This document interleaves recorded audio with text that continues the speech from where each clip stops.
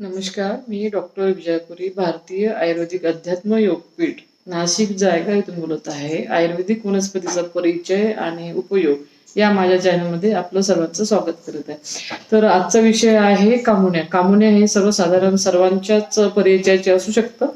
शेतकरी वर्गांमध्ये किंवा जे शेतांमध्ये काम करतात त्यांच्या परिचयाची ही वनस्पती असू शकतं. तरी सुद्धा मी तुम्हाला कामुन्या वनस्पती ही प्रत्यक्षात ती कशा स्वरूपाची दिसते ते दाखवणार आहे. तर हे बघा, दोन प्रकारचे कामुन्या वनस्पतीचे झाडं असतात आणि छोट्या छोट्या झुडपांमध्ये ती वाढत असतं.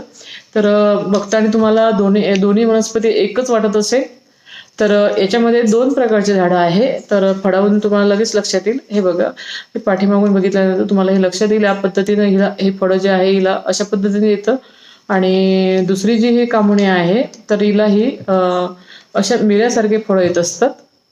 असे छोटे छोटे असे फळं येत असतात आणि याच्यामध्ये दोन कलरच्या रंगांमध्ये फळं येतात. एक जांभळ्या कलरचे आणि एक लाल टमाटरच्या कलरचे फळं त्या वनस्पतीला येत असतं. आणि दोन्हीचे गुण सारखेच असून दोन्ही पण चांगल्या प्रकारे आपल्या आजारावर कार्य करत असतं. तर अशी ही कामुन्या वनस्पतीला मी तुम्हाला प्रत्यक्षात त्याची ओळख दाखवलेली आहे आणि तिला फळं सुद्धा मी तिची तुम्हाला दाखवणार आहे.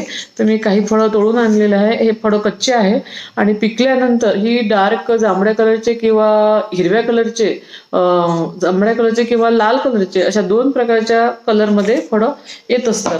तर आपण आता कामुन्यांची ओळख बघितलेली आहे.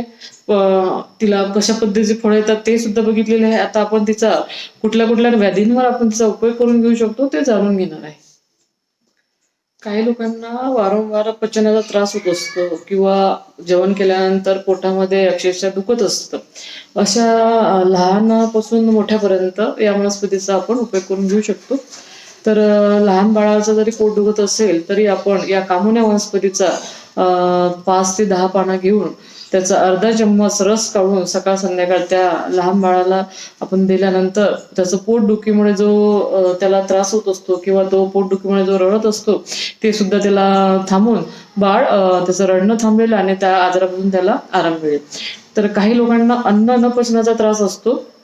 खाल्ल्यानंतर वारंवार त्यांना जुलाब होत असतात किंवा ऍसिडिटी होत असतं, पोटामध्ये दुखत असतं, काहीतरी पोटामध्ये गडबड वाढत असतं. अशा लोकांनी कामुन्याचा रस, कामुन्या वनस्पती घेऊन येऊन तिला चांगलं मिक्सरमध्ये बारीक करून त्याचा रस 20-20 मिली सकाळ संध्याकाळ दररोज नित्यनेमाने जेवणानंतर सकाळ संध्याकाळ जर घेतलं तर पोटाच्या आजारामध्ये त्यांना पूर्णपणे आराम मिळेल आणि त्याच्यापासून त्यांना त्या आजारापासून सुटका होईल.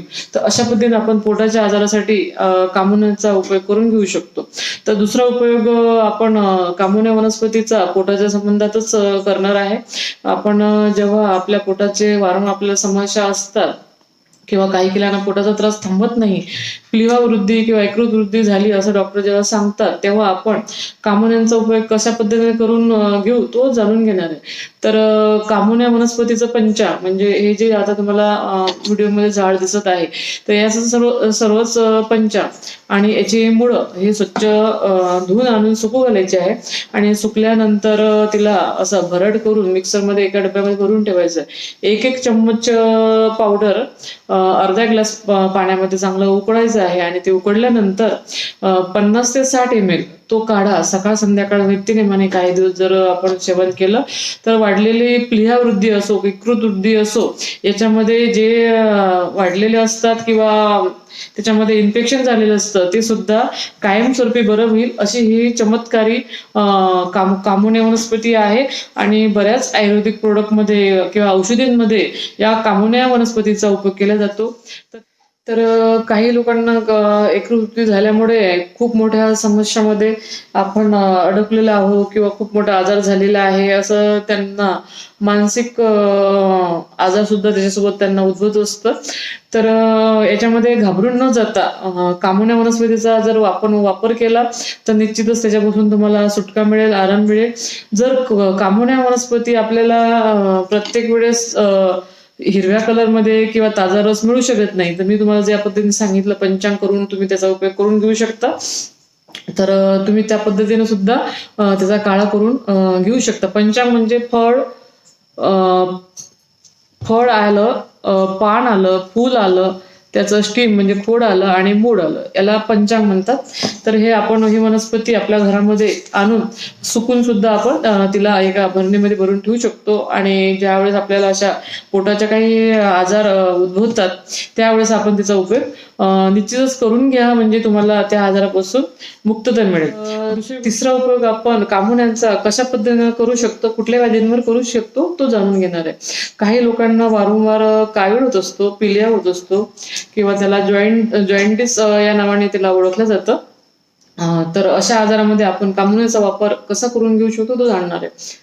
तर कामुन्या वनस्पतीचा एक मूठ असा ती वनस्पती घ्यायची आहे आणि तिला स्वच्छ धुवून मिक्सरमध्ये टाकून अर्धा कप पाण्यामध्ये चांगलं तिला बारीक करायचं आहे. आणि त्याचा निघालेला जो सोरस आहे किंवा रस आहे तो रस 50 ते 60 ml असा रस घ्यायचा आहे. त्याच्यामध्ये 2 ग्रॅम हळद टाकून तो नित्यनेमाने काही दिवस जर सेवन केलं, 15 ते 20 दिवस तो रस घ्यायला पाहिजे. कितीतरी भयंकर वाढलेली जी कावीळ असतं ती सुद्धा या कामुन्या वनस्पतीच्या रसापासून पूर्णपणे नाहीसं होतं. ज्या लोकांना कावीळ झाल्यामुळे भूक मंदावतं, मंदाग्नी होतं, किंवा जेवण करण्याची इच्छा होत नाही, वास येतो, अशा सुद्धा कावीळमध्ये पूर्णपणे त्यांना आराम मिळून ते रोगमुक्त होतात. अशा पद्धतीची आपण आपल्या कावीळमध्ये जॉईंटिसमध्ये तिचा वापर करून घेऊ शकतो. ज्या मुलांना लहान बाळांना म्हणजे जे 8-9 महिन्याची मुलं असतात, 6 महिन्याची मुलं असतात, त्यांना दात येण्याची सुरुवात होत असतं.